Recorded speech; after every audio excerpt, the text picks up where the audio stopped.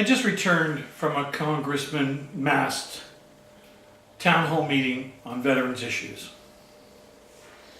I think it's important that you should know that many of us who have seen the Republican Congress dodge, run away, hide, turn off their phones, turn off their fax machines, refuse to answer mail, and in some cases, even when constituents have appointments, threaten these same constituents with trespass charges, calling the police. So to his credit, Congressman Mast showed up at his own town hall meeting. To his credit, despite what I would say was a crowd made up of 50% supporters and 50% critics, he took the punishment.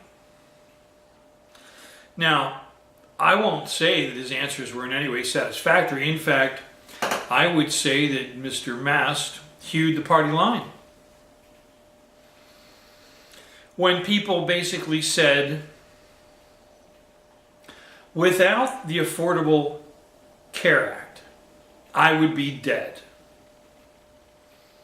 He said, don't worry, Mr. Ryan's got a fix for that. When it was loudly pointed out that he had no such thing, that there was no plan, the catcalls and the shouts of, you've had 8 years to fix this, what's your fix? He didn't have a better answer. When asked what he thought about the inconsistency of signing up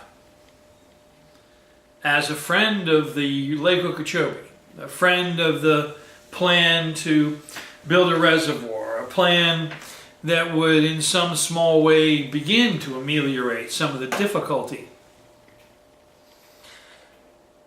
and how he could reconcile that with a vote to allow the dumping of poisonous coal waste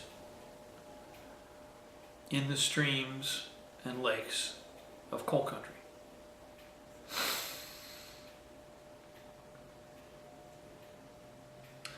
None of this was received well. He did say, again, to his credit, he did say that he was not an enthusiast and a supporter of the Congressman Gates' plan to shut down the EPA. He did say that. I'm afraid you can count me among those who would admit a certain cynicism. That words are easy, voting's a little harder. I had hoped to record video elements with my camera, and was told that it had been a stipulation in the invitations that only press who RSVP'd would be allowed to record. I tried to point out that the distinction between recording with a phone and recording with a camera was a distinction without a difference. But I realized, of course, they were trying to make sure that if you weren't a credentialed member of the press, that at least you wouldn't walk away with good quality tape that could find its way, let's say, to what Mr. Trump might call the discredited enemy of the people, electronic press. The progressives, the activists, made a good showing. I absolutely want to say that the questions were razor sharp, consistent, positive, calling him to task. Personally, I could have done without some of the jeers and catcalls. I don't think that helps in a public meeting, and I think it sets a bad example for should this area ever manage to elect a Democrat, that we've set a precedent that we will pay for in the long run. So count me among those that would have preferred a more civil meeting. But I have to say, overall, I am very proud of the showing our progressives made. And while we got a good lip service from the congressman, I know I and many others will be counting those votes and seeing that it's easy to say something.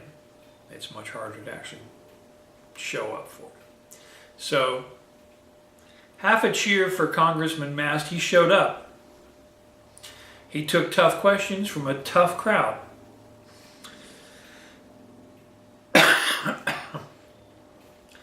But I also have to say that lip service is one thing. And let's see what he really plans to do as far as the affordable health care. Because clearly many constituents spoke up about their great concern for, if you take them at their word, is the end of the ACA. Now, he tried to blame the insurance companies. He tried to blame the government for the insurance companies raising the price.